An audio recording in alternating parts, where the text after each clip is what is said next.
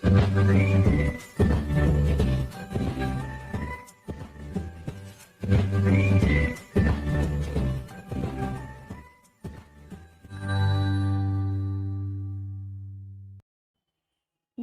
বন্ধুরা, লিপিস কিচেনে সবাইকে স্বাগত।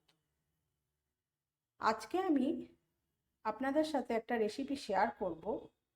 আমরা প্রতিদিন যে চালের ভাত বাড়িতে খাই সেই চাল দিয়েই তৈরি করব। সবসময় দেরাদুন রাইস বা বাসমতি রাইস সবার পক্ষে কেনা সম্ভব নয়, বা বাড়িতে সবার সবসময় থাকেও না। তাই এই রেসিপিটা আমি তৈরি করব এই যে সেদ্ধ চাল, দেশি মিনিকিট চাল, এই মিনিকিট চাল দিয়ে কিন্তু আমি রেসিপিটা তৈরি করব। তাহলে চলুন দেখে নেওয়া যাক কিভাবে রেসিপিটা তৈরি করি। রেসিপিটার নাম হচ্ছে কিমা ভাত। এই কিমা ভাত তৈরি করার জন্য এখানে আমি নিয়ে নিয়েছি সেদ্ধ চাল। এই সেদ্ধ চালটা আমি 2 ঘন্টা মতন ভালো করে পরিষ্কার করে ধুয়ে নিয়ে ভিজিয়ে রেখে দেব। তারপরে আমি 2 ঘন্টা পরে এসে পরের স্টেপ আপনাদের দেখাচ্ছি। আমি 2 ঘন্টা পরে ফিরে এসেছি। চালটা 2 ঘন্টা মতন ভিজিয়ে রেখে আমি ছেঁকে নিয়েছি। এখানে 150 গ্রাম চাল আছে। আর লাগছে এখানে যেহেতু কিমা রাইস, এখানে কিমা নিয়ে নিয়েছি 100 গ্রামের বেশি। কিমাটা আমি এখানে এইভাবে লম্বা লম্বা করে কেটে নিয়েছি। আর আছে এখানে একটু পেঁয়াজ রেখেছি কিউব করে কেটে। আর এখানে মশলাটার মধ্যে আছে আদা, রসুন, একটুখানি ধনে গুঁড়ো 1 চামচ মতো, আর জহিত্রী, একটু জায়ফল, 2টো লবঙ্গ, 1টা এলাচ আর একটুখানি দারচিনি। এইটা মধ্যে পেস্ট করে নিয়েছি একসাথে। আর ফোড়নের জন্য লাগছে একটুখানি গোটা জিরে আর তেজপাতা। আর এখানে রেখেছি 1/2 চামচেরও কম কাশ্মীরি লঙ্কার গুঁড়ো, 1/2 চামচেরও কম হলুদ গুঁড়ো, স্বাদ অনুযায়ী নুন। আর লাগছে এখানে গোল গোল করে কেটে রেখেছি আলু, গাজর।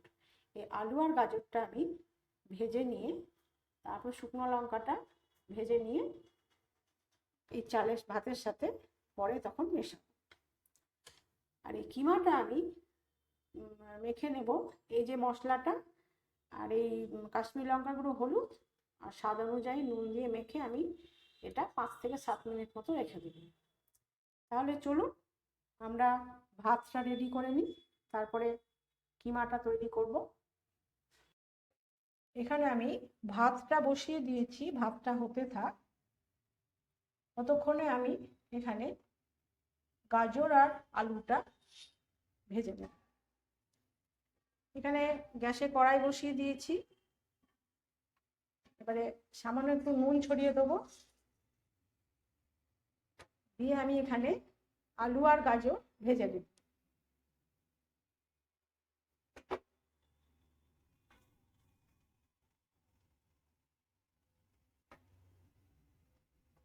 রান্নাটা আমি করব সাদা তেলে, শেষে সামান্য একটুখানি 1 চামচ মতন ঘি দেব। আপনারা মনে করলে পুরো রান্নাটাই ঘিয়ে করতে পারেন।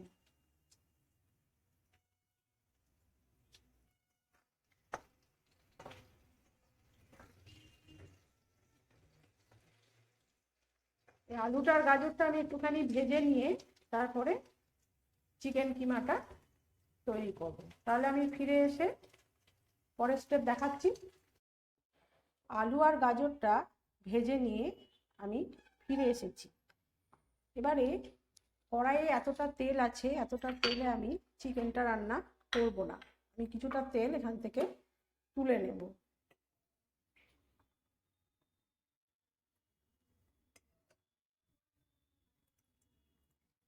এই তেলটার মধ্যেই আমি পুরো রান্নাটা করব।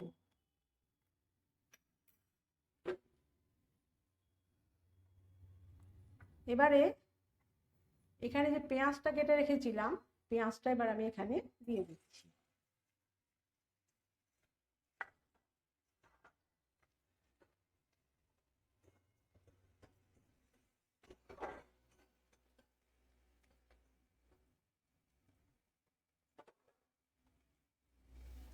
এবারে মেখে রাখা চিকেনটা দিয়ে দিচ্ছি।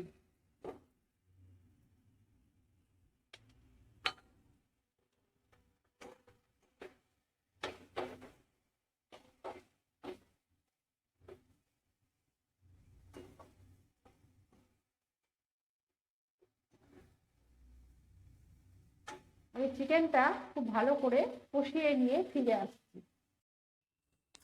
আমি কিমাটা তৈরি করে নিয়ে আর ভাতটা তৈরি করে নিয়ে আমি ফিরে এসেছি।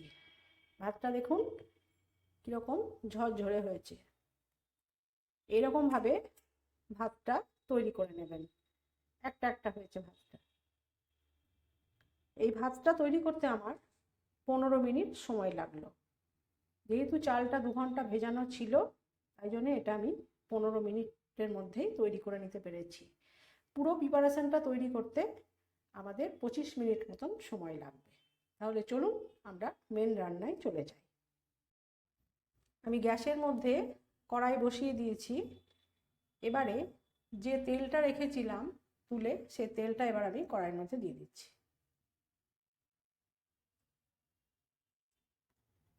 এবারে তেজপাতা আর একটুখানি জিরে ফোড়ন দিয়ে দিচ্ছি। আর দিয়ে দেবো এখানে হাফ টমেটো কুচোনো আছে, একটা গোটা পেঁয়াজ কুচোনো আছে, আর কাঁচা লঙ্কা চিড়ে নেওয়া। এটা আমি এবারে দিয়ে দেবো।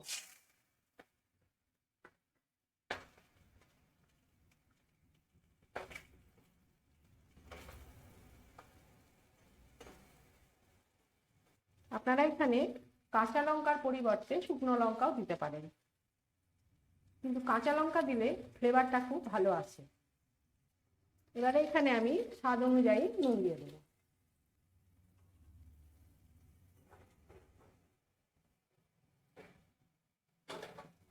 গ্যাসটা একদম সিম করে দিয়েছি।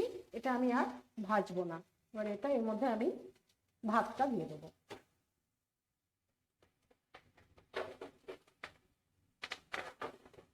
যখন ভাতটা দেবে তখন গ্যাসটা কিন্তু একদম সিম করে রাখবেন, তা না হলে ভাতটা কড়াইয়ে লেগে যাবে। এবারে আমি এই কিমা, গাজর আর আলুটা দিয়ে দিচ্ছি।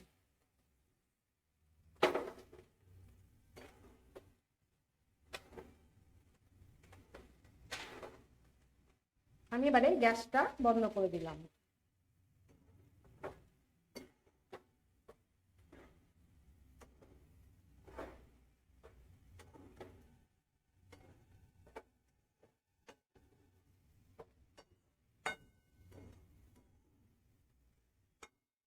সবগুলো মিশানো হয়ে গেছে। এবারে আমি ওপর থেকে 1 চামচ গাওয়া ঘি দিয়ে দিচ্ছি।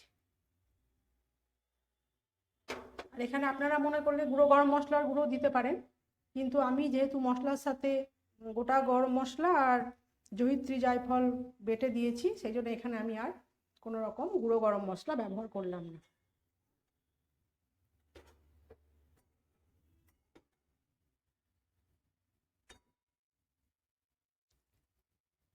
এটা একটা কমপ্লিট ডিশ তৈরি হয়ে গেল। এটার সঙ্গে সাইড ডিশ হিসাবে কোনো কিছুই লাগবে না, এটা এমনি এমনি খাওয়া যাবে। বাচ্চার স্কুলের টিফিনে যদি আপনারা মনে করেন এই ধরনের রাইস তৈরি করে দিতে পারেন। আবার বাড়ির গৃহকর্তা যিনি অফিসে যান, তারও টিফিনের জন্য এটা আপনারা তৈরি করে দিতে পারেন। বা এই রাইসটা আপনি হয়তো কোথাও ট্রাভেল করছেন, খুব তাড়াহুড়ো আছে, তখন এই রাইসটা আপনি তৈরি করে নিয়ে চলে যেতে পারেন। তাহলে রেসিপিটা কেমন লাগলো আমাকে কমেন্ট করে জানাবেন। চ্যানেলটিকে লাইক করবেন, শেয়ার করবেন, সাবস্ক্রাইব করে পাশে থাকা বেল আইকনটি প্রেস করে রাখবেন। তাহলে আমি নতুন নতুন যে রেসিপি আপলোড করব তার নোটিফিকেশান আপনাদের কাছে খুব সহজেই পৌঁছে যাবে। আর এই রেসিপিটা ভীষণ ভালো খেতে। একবার বাড়িতে অতি অবশ্যই ট্রাই করুন। বাড়িতে ডিনারে বা লাঞ্চে রাখুন, ব্রেকফাস্টেও রাখতে পারেন। যারা ভাত খেতে ভালোবাসেন তারা এটা ব্রেকফাস্টেও রাখতে পারেন। তৈরি করে দেখুন, ভীষণই ভালো লাগবে। আজ তাহলে আসি, দেখা হচ্ছে নতুন কোনো পর্বে। সবাই ভালো থাকবেন, সুস্থ থাকবেন। নমস্কার।